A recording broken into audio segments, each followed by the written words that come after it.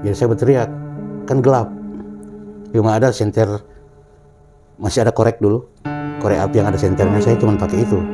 Yang pakai senter-senter gede sudah. Dia bicara, dia bilang, kau harus percaya sama akar. Gitu. Kamu harus percaya akar ini. Saya penasaran sosok ini, gambarannya begini. Saya gambarkan bahwa dia naik kuda. Kudanya semua itu warna merah, semua pakaiannya merah. Kudanya itu kayak kuda, bukan kuda besar sekali itu kuda.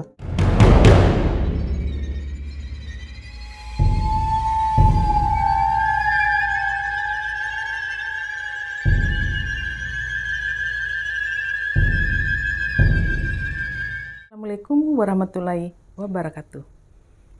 Teman-teman, kembali lagi di channel saya, Sutriani Aulia. Kali ini mengundang narasumber yang tidak asing lagi, yaitu Bang Bet. Beliau akan bercerita pengalaman pada saat ekspedisi di Gunung Bau Karaeng, tepatnya di Lembah Rambang. Dalam ekspedisi ini beliau mengalami kendala, yakni terjebur di dalam lumpur hidup. Nah, bagaimana kisah selanjutnya? Kita temui narasumber berikut ini, Bang B.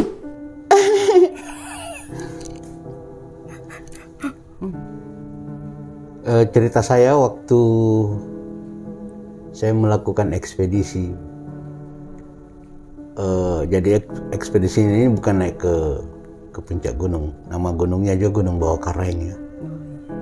Saya itu waktu kira-kira 5 tahun setelah tamat dari SMA, saya melakukan ekspedisi. Tapi tujuan kami ke namanya suatu lembah. Jadi ceritanya kita naik dulu, nanti di pos 7 baru turun. Kalau mau ke puncak kan di pos 7 itu naik lagi.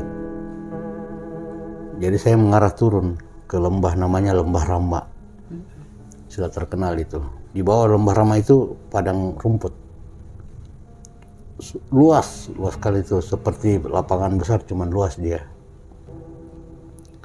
Nah, sebelum kami mulai perjalanan, memang sudah dari kabar yang dari dulu itu terkenal Gunung Bau Karaeng itu terkenal dia punya keangkeran ya. Terkenal dengan aura-aura mistisnya itu bermacam-macam. Nah, biasanya kami itu kalau mau naik, kami naik malam setelah Isya. Habis Isya, setelah berdoa bersama, kami naik. Kami punya komunitas namanya KAPA, Komunitas Petualang dan Pencinta Alam Sulawesi Selatan ya. Dan saya punya kenangan dengan kejadian ini. Nah, mulailah kita berjalan naik sampai ke pos 7. Pos 7 istirahat, kasih lurus badan. Ini saya persingkat aja ceritanya sampai di pos 7 ya. Pos 7 itu pos puncak kedua setelah puncak Bau Karaeng. Jadi kalau yang menuju ke puncak itu masih harus naik lagi, tapi kami turun ke lembah.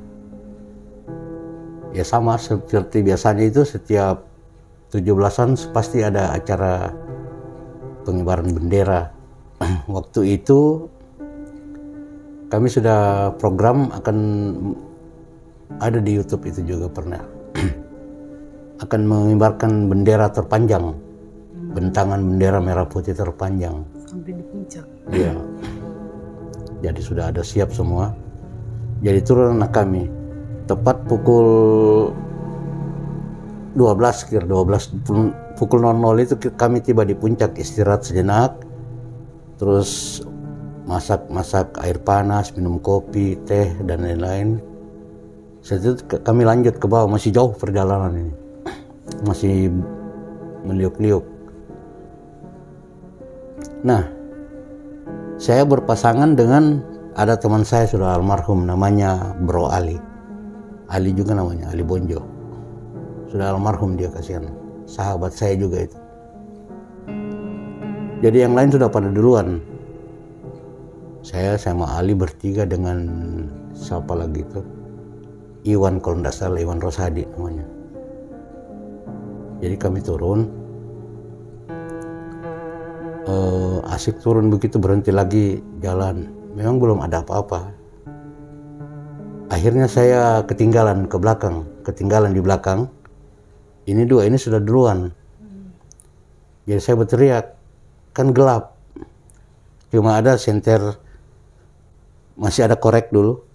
Korek api yang ada senternya, saya cuma pakai itu. Yang pakai senter-senter gede sudah duluan. Jadi kami itu ada mungkin 60 orang. Pokoknya teman-teman pendaki yang punya cucu, punya anak semua ikut. Sampai cucunya pun dibawa. Setelah itu terdengar sayup-sayup. Saya kan baru pertama turun ke Lembah Rama itu. Saya ketinggalan di belakang, sisa saya sendiri. Tidak ada lagi rombongan lain. Cuma saya dengan berani saja ikut. Saya teriak, terus kemana ini jalurnya? Ini ada yang jalur ada kiri ada kanan toh. Dia bilang, kata si almarhum Ali ini, pokoknya kamu kanan-kanan saja, kedengaran suaranya. Pokoknya ada kanan, jangan kiri, nanti kau masuk di jurang. Pokoknya ada kanan, ikuti saja setapak-setapak kanan. Jarak berapa meter itu antara itu Bro Ali dengan? Kira-kira kurang lebih 4-5 meter. Oh, dekat. Karena kan pohon-pohon banyak. Iya. Jadi tidak kelihatan, cuma suara saja. Saya bilang tunggu, dia bilang iya kami tunggu di sini. Kanan-kanan saja terus. Jadi saya ikutin kanan-kanan terus. Pas setelah di situ ada semacam, saya tidak tahu bahwa kalau itu lumpur. Entah dia bekas kubangan kerbau atau apa. Dia itu lumpur, dia nampak tidak seperti lumpur. Jadi di atasnya itu ditumbuhi rumput hijau kecil-kecil. Kan masih malam ini, kira-kira jam 1 lewat lah. Jam 1 pagi, jam 1 dini hari. Iya. Jadi saya dengan PD-nya, memang tidak ada rasa takut sama sekali. Saya turun. Akhirnya, pas ada batang di situ, saya injak batang, maksudnya mau lompat ke situ. Mau lompat ke yang rumput tadi itu. Pikirnya ini rumput keras, ternyata lumpur. Yang saya lompat itu lumpur. Akhirnya, makin lama saya makin tenggelam. Sudah separuh ini. Baru kan saya bawa kerel. Itu kerel bikin berat juga, bikin berat. Jadi saya buka pelan-pelan. Setiap saya bergerak, saya terhisap turun. Terhisap saya rasa bahwa saya terbenam. Tapi saya masih bersemangat. Nanti setelah sampai sudah mulai naik ke dada, kaki juga sudah tidak bisa saya gerakkan.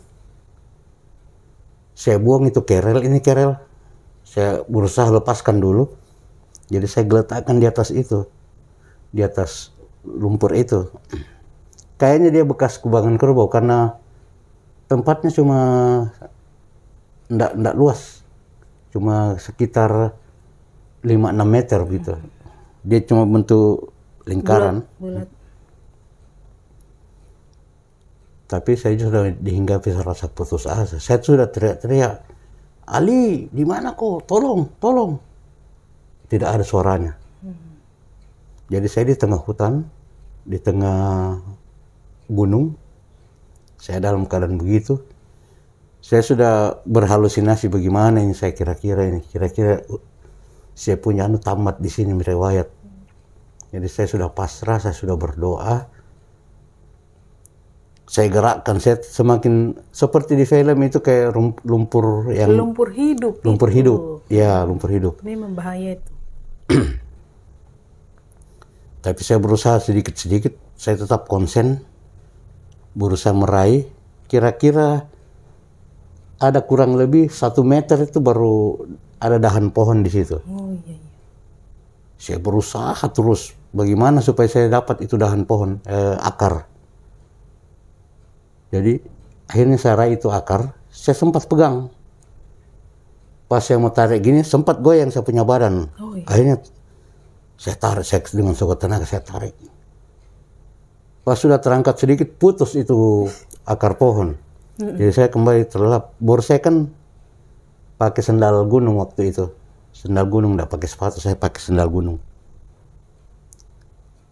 Sudah saya tarik begitu, sendal saya pun terlepas di bawah ini satunya, yang sebelah kiri terlepas.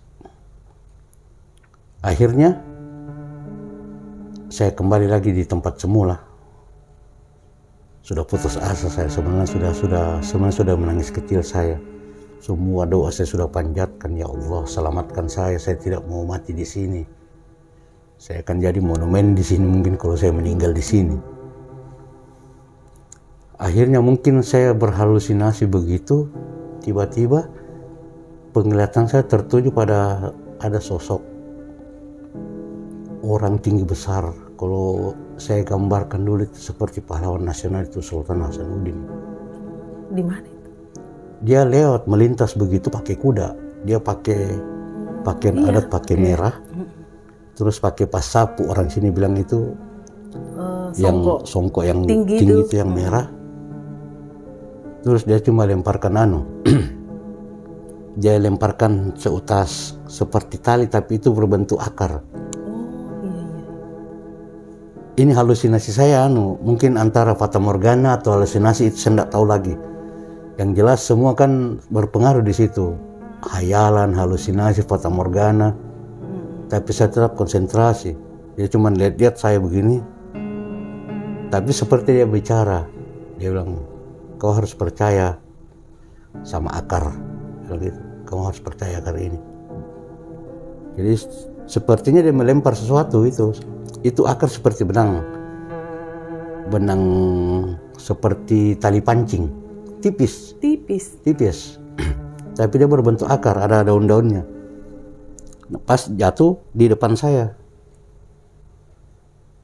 Jadi saya bilang bismillah, mudah-mudahan ini jalan yang dikasih Tuhan Allah Subhanahu wa taala. Jadi saya coba pegang, saya tarik, ternyata kuat. Jadi dalam hati saya bilang, jangan-jangan ini pertolongannya Allah ini yang dikasih sama saya, mujizat. Jadi saya tarik, tambah kuat itu akar.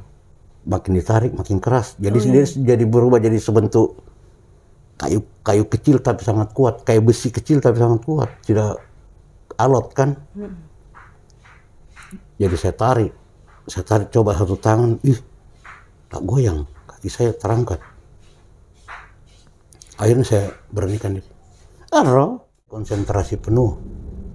Saya tidak berpikir kalau itu makhluk gaib, tidak berpikir apa. Saya hanya berpikir ini pertolongan Allah yang saya diturunkan mungkin. Karena tidak ada siapa-siapa lagi. Saya paling terakhir. Jadi saya tarik itu ini, bergerak saya punya badan. Ini sendal yang satu lepas lagi. Tinggal di bawah. Sendal gunung. Jadi telanjang kaki saya kiri kanan. Akhirnya saya tarik ini, saya kembali lagi. Karena saya sudah percaya ini akar. Saya percaya ini bakal yang menolong saya. Jadi saya kembali lagi turun. Kenapa kembali? Saya raba dengan saya punya kaki itu sendal. Akhirnya terangkat. Saya berpegang kuat sama ini akar ini. Saya angkat pelan-pelan. Tangan saya turun begini, ambil satu.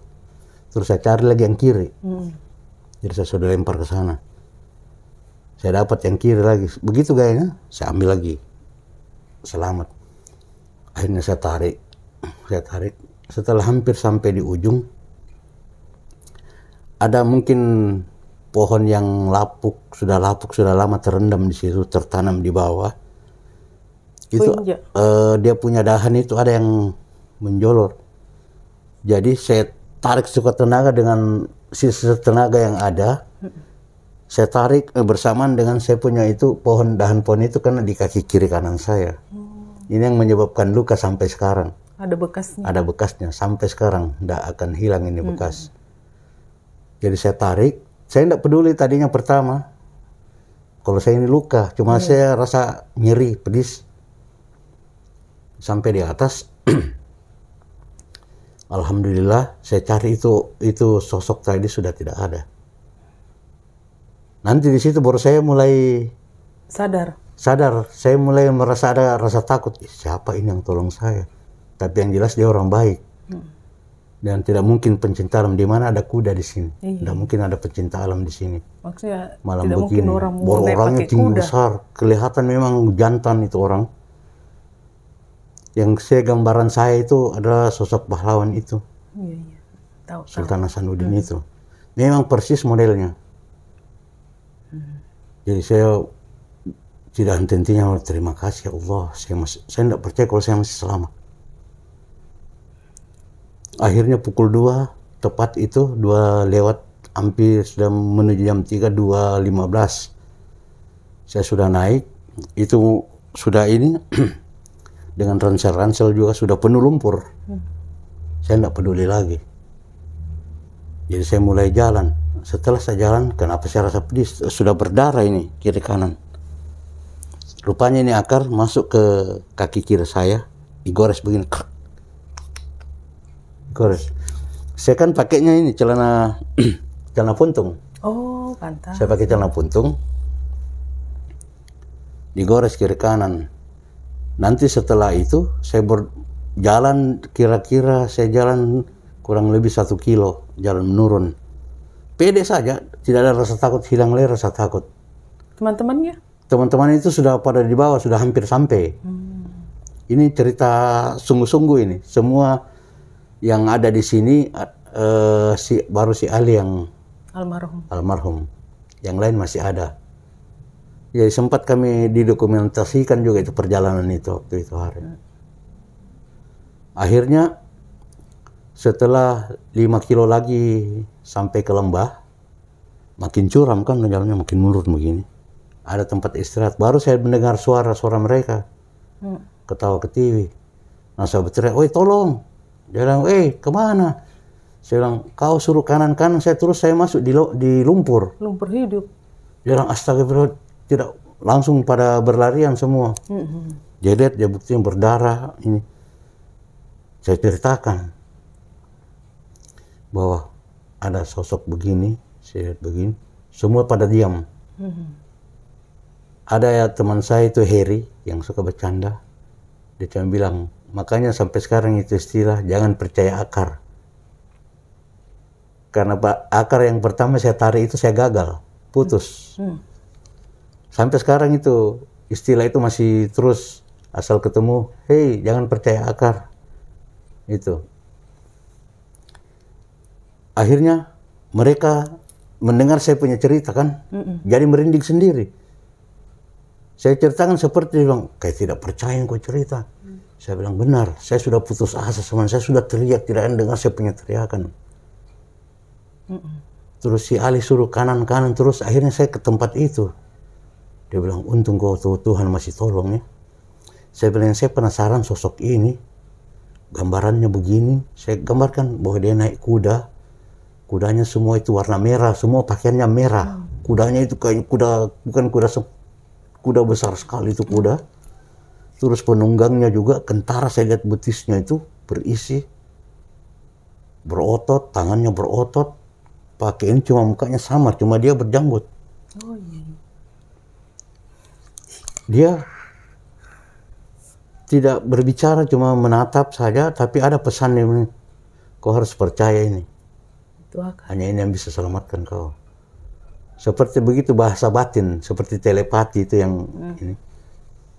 Jadi saya juga, saya serahkan sepenuhnya, saya minta tolong sama Allah, mudah-mudahan ini penolong ternyata benar. Saya sudah diselamatkan. Andaikan tidak ada itu, sosok penolong itu, mungkin saya jadi monumen di Gunung Bawah Karaeng. Benar, nama saya mungkin jadi monumen di situ. Kenapa ada istilah jangan percaya akar, sedangkan akar itu yang menolongnya? Itu akar pertama yang saya ceritakan. Dari awal jangan percaya akar ya, jangan percaya akar. Saya ceritakan kisah pertama saya waktu saya narik itu yang sampai putus itu akar. Itu yang saya dibully. Makanya saya bilang jangan percaya akar, jangan percaya akar. Tapi akar juga yang menyelamatkan saya. Entah akar dari Allah Subhanahu wa Ta'ala itu akibat itu. Jadi saya selamat. Sudah menjelang pagi, sudah jam 5 itu, kira-kira 5:30 kami sudah sampai di lembah itu. Nanti baru saya lihat saya punya luka-luka, ternyata menganga ini lubang, di sini lubang, kiri kanan lubangnya. Sampai sekarang masih ada. Masih ada bekasnya. Jadi sekarang dia putih. Oh, kentara. Ada Ya, goresan kentara bekas luka putih. ya. Itulah tanda-tanda yang saya simpan sampai sekarang. Ada kisahnya sebenarnya. Jadi sampai di bawah, mereka pada urus saya. Masakan mie instan, buatkan teh panas. Tapi saya terus bercerita. Saya bilang gara-gara ini satu ahli saya disuruh kanan-kanan terus. Rupanya itu yang menjadi bahan bulian mereka sampai sekarang. Kalau kanan-kanan jangan percaya akar, jangan percaya akar, itu istilahnya mereka itu teman-teman itu. Sampai di bawah, kami kan menginap besoknya itu 16, tanggal 16 kami sampai di bawah itu. Besoknya kan 17, jadi kami nginap semalaman. Akhirnya sudah dibersihkan semua luka-luka apa semua, sudah ganti baju penuh lumpur. Saya punya pakaian itu. Normal kembali ceritanya ini sampai 17-an kami berhasil membuat acara 17-an itu dengan bentangan bendera sepanjang 100 meter, bendera merah putih dibentang. Itu hari kan rencana mau bikin rekor tersendiri. Sampai upacara merah putih di Lembah Rama. Nah setelah itu kami siap-siap pulang. Setelah kami lewat situ, saya berniat mau menunjukkan bahwa di sini loh saya tadi malam saya ini. Saya lewat situ, saya ingat sekali ada batang pohon di situ yang saya ingat yang melintang jatuh itu. Saya sendiri heran, tidak ada itu tempat. Hilang itu sumpur itu. Hilang itu lumpur. Saya bilang saya di sini saya yakin sekali ini tanda pohon tumbang ini yang saya tandai. Iya. Tapi kenapa itu sudah banyak pohon-pohon besar di tengah itu yang saya tahu titiknya itu di situ. Maksudnya tidak ada tuh. Tak ada bekas-bekas lumpur, tidak ada bekas awan. Ini teman-teman ragu. Kau serius? Saya bilang sampai saya bersumpah-sumpah di sini saya yakin sekali di sini. Di sini saya Nah, di situ baru mereka percaya bahwa ini tempat memang. Sebenarnya ada lagi satu sesi yang saya mau cerita ini, tapi dia di cekungan lain lagi namanya Danau Bidadari. Tapi dengan tempat yang sama? Beda tempat lagi, harus turun lagi ke bawah. Maksudnya di lokasi yang sama tapi beda. Oh, beda. Beda tempat. Itu danau, ada ikan di situ. Ngeri itu sebenarnya. Konon kabarnya masyarakat situ tempat mandinya para bidadari. Cerita yang berkembang di situ. Iya. Mitos-mitos. Iya. Memang ikannya di situ ada ikan mas tapi tidak bisa dipancing. Ikannya besar-besar. Nanti di sesi selanjutnya saya akan cerita itu. Saya rangkum dulu. Saya urutkan dulu rentetan kejadiannya karena saya alami sendiri ini. Saya berdua. Dan yang saya alami teman saya yang satu tenda sama saya itu waktu, dia juga sudah almarhum kasihan. Sakir. Sudah almarhum juga itu.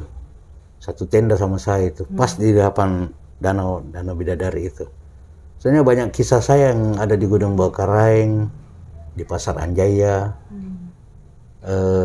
di lintas Gunung Bawakaraeng Batang itu. Pasar Anjaya apa? Pasar kuburan? Bukan, itu Pasar Anjaya itu pasar makhluk gaib. Bukan kayak pasar setan begitu. Semacam itu, cuman kalau dia itu seperti padang. Memang kelihatan di siang bolong tidak ada apa-apa, tapi waktu malam dia riuh. Oh, rame gitu. Rame. Seperti suasana pasar, tapi tidak ada orang. Tidak ada orang. Saya sudah 2 malam bermalam di sana. Ini kejadian benar. Tapi memang terkenal itu yang orang-orang bilang pasar. Pokoknya kalau pendaki senior ke atas tahu itu. Di Bawakaraeng? Pasar Anjaya namanya. Saya kan juga termasuk senior juga, maksudnya sudah berumur juga di antara semua teman-teman. Iya. Itu pun masih ada di atas saya. Pasar Anjaya, terus banyak mitos-mitos itu. Noni. Yang legend itu. Yang legend itu sebelum rame. Dulu kan saya suka senang ikut itu lomba kebut gunung, rimba raya, masih sering dulu. Mulai dari situ itu kisah. Dan ada satu juga yang kalau pendaki-pendaki dulu pasti tahu, karena saya sudah lihat dengan mata kepala saya sendiri. Istilahnya orang sana bilang dapo. Apa itu dapo? Itu api yang terbang baku kejar-kejar. Api. Bukan bola api. Bola api baku kejar-kejar. Katanya orang di sana itu, kepercayaan di sana orang adu ilmu. Saya lihat dengan mata kepala saya sendiri, dengan orang pimpinan SAR Unhas waktu itu. Saya sempat lihat. Jadi banyak sebenarnya kisah-kisah mistis saya di Gunung Bawakara yang akan saya paparkan nanti satu demi satu. Kebetulan terakhir saya naik di Danau Bidadari itu, terakhir saya naik gunung. Saya sudah tidak mau lagi, sudah janji, fisik saya sudah tidak kuat. Sudah betul-betul saya sudah sumpah sudah tidak mau. Kalau mau ke kaki gunung ke Lembana itu masih sering, tapi kalau untuk mau naik saya sudah tidak mampu lagi. Fisik saya sudah lemah, sudah menurun. Jadi demikianlah, semua dikembalikan kepada Allah Subhanahu wa taala atas pertolongannya. Itu mungkin, kalau tidak saya sudah jadi monumen di situ. Bahwa pernah ada orang tenggelam di sini, di lumpur ini. Banyak sahabat-sahabat saya tahu itu, termasuk Denny, apa semua. Demikianlah kisah saya, Mbak Ani. Semoga bisa menjadi inspirasi, bisa memetik faedah dan manfaat di dalamnya. Apa yang plus minusnya itu silakan penonton yang menilai sendiri. Oke teman-teman, demikianlah tadi kisah atau pengalaman yang dialami Bang Bet pada saat turun ke lembah Rama di gunung di Rama, jajaran pegunungan Bawakaraeng, Kabupaten Goa. Dan terima kasih yang sudah menonton sampai selesai. Jangan lupa di subscribe, like, komen, dan share. Sampai jumpa di konten-konten berikutnya. Assalamualaikum warahmatullahi wabarakatuh. Waalaikumsalam warahmatullahi wabarakatuh. Yes!